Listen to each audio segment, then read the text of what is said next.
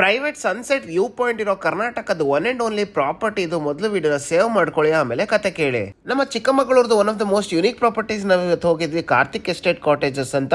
ಇವ್ರ ಹತ್ರ beautiful and luxurious cottages ಇದೆ. ಪ್ರಾಪರ್ಟಿ ಲ್ಯಾಂಡ್ಸ್ಕೇಪ್ಸ್ ಮಾತ್ರ ತುಂಬಾನೇ ಬ್ಯೂಟಿಫುಲ್ ಆಗಿದೆ. ಇದೇ ಲಾನ್ ಮೇಲೆ ಇದ್ಬಿಡೋಣ ಅನ್ಸುತ್ತೆ. ಹೋಗ್ತಿದ್ದಂಗೆ ವೆಲ್ಕಮ್ ಡ್ರಿಂಕ್ ಕೊಟ್ಟರು, ಅದಾದ್ಮೇಲೆ ಚೆಕ್ ಇನ್ ಆದ್ವಿ. ಇವ್ರದ್ದು ಕಾಟೇಜಸ್ ಮಾತ್ರ ತುಂಬಾನೇ ಎಲಿಗೆಂಟ್ ಆಗಿ ಎಸ್ಥೆಟಿಕಲಿ ಪರ್ಫೆಕ್ಟ್ ಆಗಿದೆ. ಯೂಸ್ ಮಾಡ್ತಿರೋ ಲೈನ್ ಇನ್ನು ಅದ್ರ ಕ್ವಾಲಿಟಿ ಎಲ್ಲ ಟಾಪ್ ನಾಚ್ ಅಂದ್ರೆ ತಪ್ಪೇ ಇಲ್ಲ. ಈ ಪ್ರೀಮಿಯಂ ಕಾಟೇಜಸ್ ಇಂದ ಪ್ಲಾಂಟೇಶನ್ ವ್ಯೂನು ತುಂಬಾನೇ ಚೆನ್ನಾಗಿದೆ. ಅಂಡ್ ಬರೇ ಕಾಟೇಜಸ್ ವ್ಯೂಸ್ ಅಲ್ಲ, ಇಲ್ಲಿದ್ದು ಫುಡ್ ನೆಕ್ಸ್ಟ್ ಲೆವೆಲ್ ಇತ್ತು ಅಂದ್ರೆ ತಪ್ಪೇ ಇಲ್ಲ. ಇಲ್ಲಿ 2 ಶೆಫ್ ಇದಾರೆ, north Indian south Indian. So best of both world ಸಿಗುತ್ತೆ. ಬ್ರೇಕ್ಫಾಸ್ಟ್ ಅಂಡ್ ಲಂಚ್ ಗೆ ಲ್ಯಾವಿಶ್ ಬುಫೆ ಸ್ಪ್ರೆಡ್ ಇತ್ತು. ಬ್ರೇಕ್ಫಾಸ್ಟ್ ಗೆ ನೀರ್ ದೋಸೆ, ಒತ್ತು ಶಾವಿಗೆ. ಲಂಚ್ ಅಲ್ಲಿ ಅಕ್ಕಿ ರೊಟ್ಟಿ, ಈವ್ನಿಂಗ್ ಗೆ ಮಂಗಳೂರು ಬನ್ಸು ಬಜ್ಜಿ, ಡಿನ್ನರ್ ಸ್ಪೆಷಲ್ ಬಾರ್ಬಕ್ಯೂ ಬೇರೆ ಇತ್ತು. ನೈಟ್ ಕ್ಯಾಂಪ್ ಫೈರ್ ಹಾಕ್ತಾರೆ, ಎಂಜಾಯ್ ಮಾಡ್ಕೊಂಡು ತಿನ್ಬಹುದು. ಓವರ್ ಆಲ್ ಒಂದು ಹೋಮ್ಲಿ ಫುಡ್ ಎಕ್ಸ್ಪೀರಿಯನ್ಸ್ ಆಯ್ತು, ತುಂಬಾನೇ ಚೆನ್ನಾಗಿದೆ. ಇವ್ರದ್ದು ಇಡೀ ಸ್ಟಾಫ್ ಮೆಂಬರ್ಸ್ ಅಷ್ಟು ಜನ ತುಂಬಾನೇ ಫ್ರೆಂಡ್ಲಿ ಆಗಿದ್ದಾರೆ.